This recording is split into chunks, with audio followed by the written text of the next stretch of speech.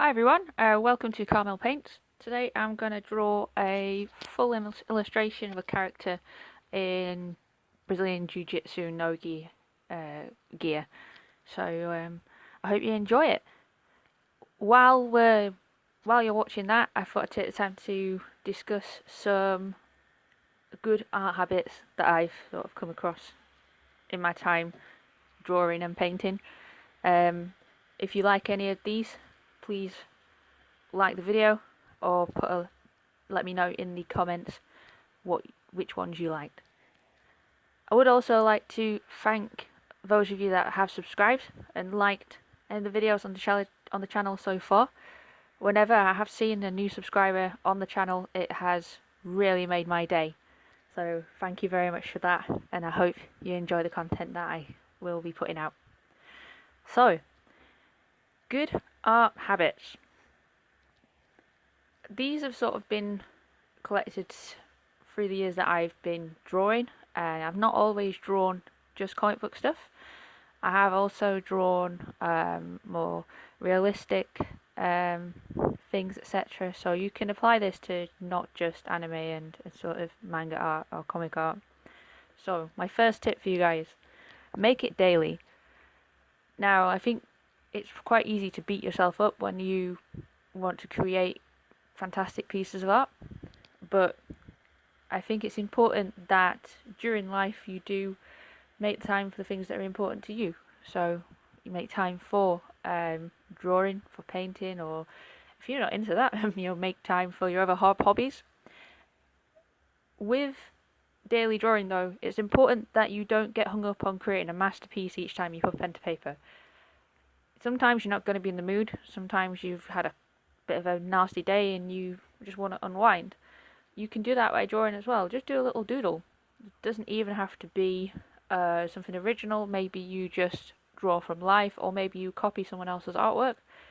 And that brings me to number 2. Copy. I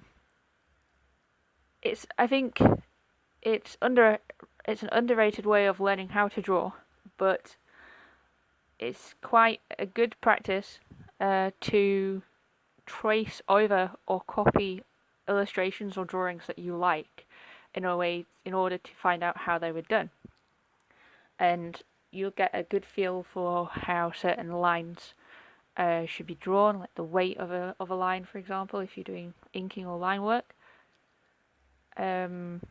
Different shapes, for example, you might not have realized that to draw a head you actually need quite a bit of space on the back of the head as well. That's a common mistake, especially when drawing manga and anime style.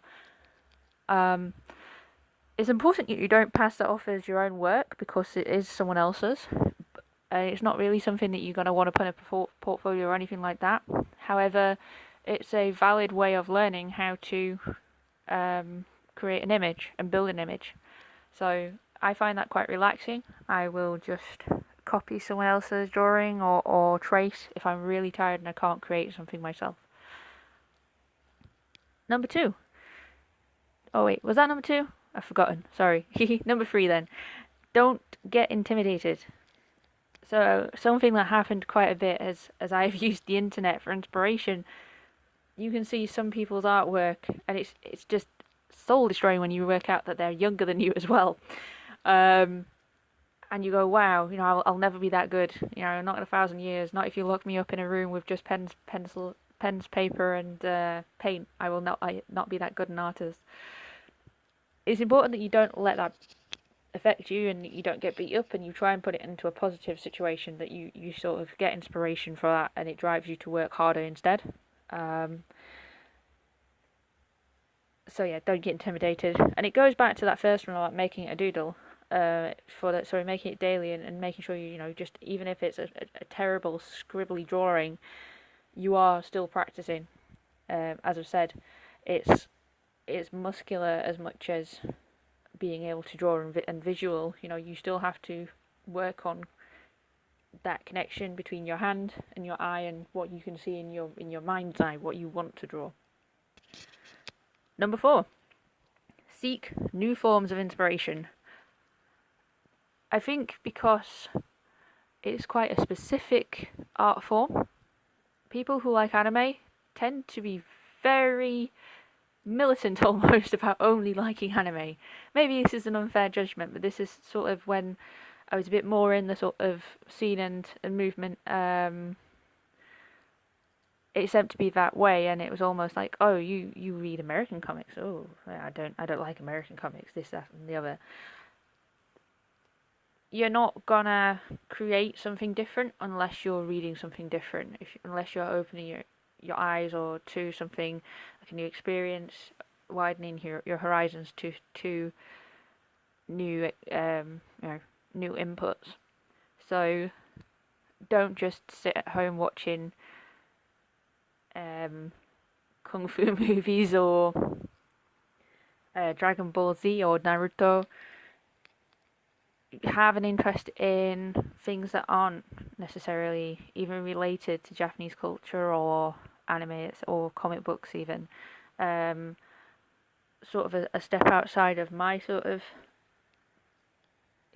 normal inspiration zone is has been classical art, and I don't think that's too far out there in terms of inspirations, I will be honest. But video games as well. Yeah, just trying to think as well. Reading. So I started getting into Stephen King books, historical books. I know you want to read for pleasure, etc. It's difficult to sort of go outside your comfort zone, but it's rewarding. It does make you think about different ideas. Like, I didn't used to be into sci-fi all that much, but after watching a few really good sci-fi movies, it really did sort of open up some really interesting ideas that I'd never considered before. So definitely seek new forms of inspiration. Number 5, I think we're on. I messed up my numbering with the copying one. That was completely ad lib. Limit your materials. So I think, especially in art school, if you ever go to art school, or if you, it's even made its way over to British art education actually, or it was around the time that I was doing my my exams for art. There's this idea that you need to try every single new materials. Oh, I can't believe you've not used acrylic paint. You absolutely must try using acrylic paint. And it's good and bad. Some people don't want to experiment, and that's absolutely fine. Some people just want to use, the tools that they're good at, and that's valid. People want to increase their own strengths. I think it's easy to sort of get a bit of wanderlust, like, oh, today I'm going to try gouache, today I'm going to try markers, and you don't really get the satisfaction of really mastering those tools, and you're forever chasing like a material that's going to be like the magic pill to your work. Whereas if you'd have maybe just stuck with watercolours for a bit longer and sort of experimented and learnt to control them a bit better, you might have had more satisfaction from your work.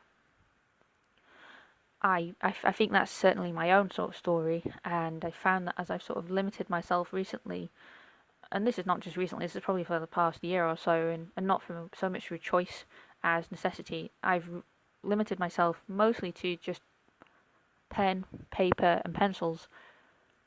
It's really sort of helped me come to grips with working with those materials. You could use this as well to sort of think about limiting yourself to colours.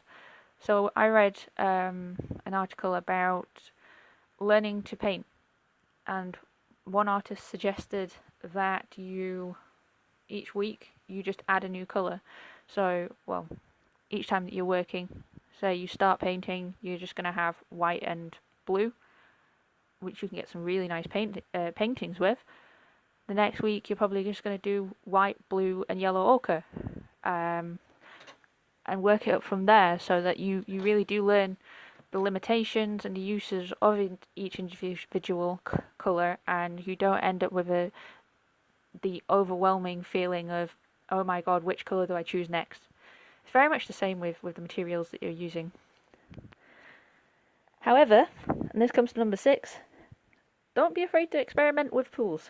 I think the biggest baddie in the room that everyone talks about is artist block, and I'd like to say it doesn't exist. However, I think I've experienced something similar to it. So burnout was definitely that.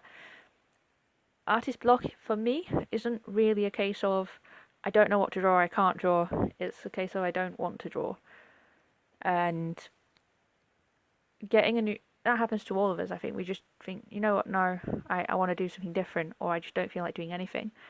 Getting a box of new paints fills you with excitement. You know how it is like Christmas, almost like your birthday. And you just want to crack open those paints and you want to go crazy. I think that is very important from time to time. But don't let it get in the way of mastering that, of using them to their full potential. Number 7 is going to be a bit of a weird one, and it's actually, I think, probably the most important, the most difficult. Visualize. At the moment, Kim Jung-gi is very popular for his live drawings, where he will do an incredibly detailed piece of work without any sort of structural work behind it. So easily what I'm drawing for you guys today, he would probably do it in half the time with much better anatomy and better drawing and better design, but without the whole pencil process. He would just go straight in with ink. And he said that this is because he visualizes the image in his mind first. And it's quite clear that he's got a very strong visual memory. So I think something that would be a lifelong habit for anyone who wants to work visually is to practice drawing in your imagination. Practice visualizing an image that you want to create. And I think it's surprisingly difficult. If you close your eyes, you can find it. I personally find it very difficult to think of a image start to finish in my head. But there's benefit to be had there. You're growing your visual intelligence. You know, it becomes your visual and spatial practice, if you will. A way that you can do that would be a memory palace, for example. And this is going into memory practices. If you ever watch some videos that people say about learning languages and how they can learn vast amounts of vocabulary in one way, or those people who can memorize a deck of cards start to finish, they often memorize things in a room and memorize these items in relation to what they need to remember. You could do the same with drawing, or you could at least practice doing that to help you with drawing visualization. I find it very easy to memorize interior spaces, so I can close my eyes and I can walk through the house that I grew up in, the houses that I've spent a lot of time in, the buildings I've spent a lot of time in as well. I think an area that I'd like to improve in is putting people into those spaces, so mentally remembering position. And I think in relation to that, if you practice any sort of sport, you've probably got a advantage in learning how to mentally visualize figures. So people who do jiu-jitsu or martial arts will often run through the techniques in their head, and then they will they've been practicing that sport in their head, and it makes them better when they are doing it in real life. It's exactly the same with drawing, and it might be a practice for you if you imagine drawing something. Say you're in a place where you can't really draw, like you're at school or you're in a lecture or something. Well, you should really be paying attention, but if you're there against your will, for example, you could spend the time drawing in your head. I know we're getting a bit esoteric, but I think it's a valid point. Anyways, that's it from me in terms of different tips for drawing. If you think I've missed any that are more important, please put them in the comments. I know for a fact that I haven't covered all of those off, and let me know which ones you did like. Let me know if you've got any sort of videos you'd like me to make. I'm more than happy to do that. So thank you very much for watching. Hope you have a great day. Bye.